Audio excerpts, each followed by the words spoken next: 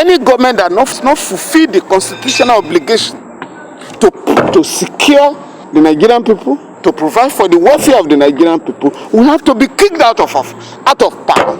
You can't have a democracy without, where you have people languishing in custody. Following the NSAS protest last year, which the government has repeatedly maintained was a just protest, the central bank, without seeking proper advice, approached the Federal High Court for another ex parte and gave the impression to the court that he needed 180 days to investigate the leaders of the NSAS protesters for money laundering and terrorism. The court said, no, I will only grant you 90 days. And the court granted 90 days.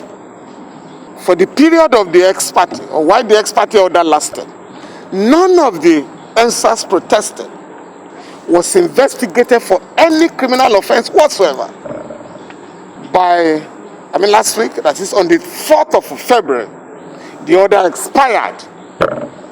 Hence, when we appeared in court today, I did submit that the order had expired, and that was the end of the case.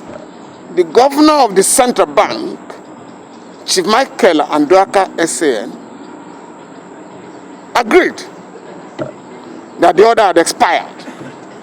And so the court formally lifted the order and directed the banks to unfreeze the accounts of the NSAS protesters.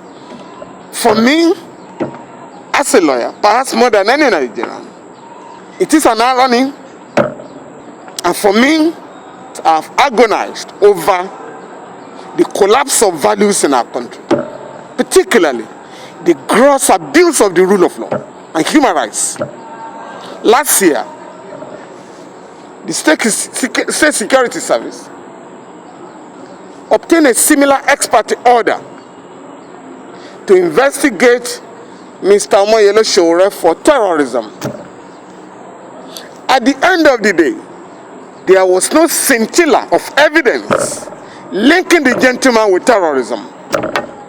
What I say that is very painful for me is the fact that throughout the dark days of military dictatorship in Nigeria, our accounts were never frozen, even for one day. At that time, the central bank was manned by professional bankers. That bank never approached any court to freeze our accounts because we were fighting military dictators. We were detained on several occasions, routinely under the obnoxious State Security of Person Decree No. 2 of 1984, which ousted the jurisdiction of the courts. But Nigerian judges ensured that we secured our liberty on every occasion. In desperation, the military dictators charged us with sundry offenses, including treasonable felony, for having the temerity to challenge their corrupt practices and gross human rights abuse. Again, our courts admitted us to bail in very liberal terms. Our passports were regularly impounded and confiscated by the National Security Organization, NSO, now State Security Service. Again, on each occasion, the courts ordered that our passport be returned to us. I'm therefore going to appeal to our judges to reject all ex parte applications by the central bank and the State Security Service for the seizure of the bank accounts of activists, for the detention of activists, so that the point I'm making is that when such applications are made, our court should order the applicant to go and put their opponents on notice, so that the court will be given the opportunity to see the futility of frivolous applications on the basis of which the accounts of innocent Nigerians are frozen. I mean, how can you say that I have the right to protest for enjoying, for exercising my freedom of expression through protest? You not seize my account. It's contradictory. But it's for Nigerians to demand that their rights be respected under the law. Because by virtue of Section 94 of the Electoral Act 2010 as amended, and Section 83 of the Police Act 2020, the Nigerian Police Force has been given a duty, mandatory duty, to provide adequate security for protesters in Nigeria. So I expect the police, whenever there is a protest, to provide adequate security and not to allow so-called hoodlums to hijack protests, so that you can prevent mayhem by government thugs and private thugs, as witnessed last year. Because contrary to the campaign of the government that hoodlums hijacked the protest last year, it was the government that hijacked the protest. Because in Abuja and Lagos, thugs, higher thugs, unleashed violence on unarmed protesters. And this was shown on television throughout the whole world. In fact, the NSAS protesters arrested some of them and handed them over to the police, but as usual, none of the criminal elements was charged before the court. So, this is the position. So, Nigerians have the right to protest. That right has been recognized.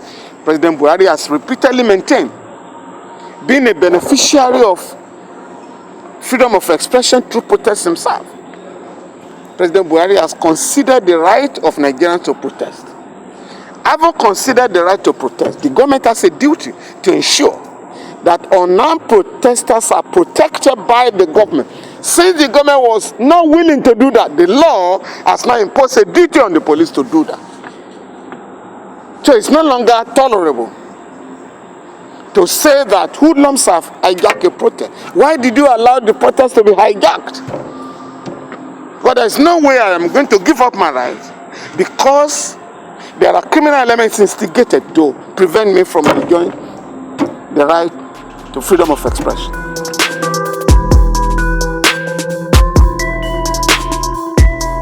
The neo-colonial regime in Nigeria is built on violence and sustained by violence on a daily basis.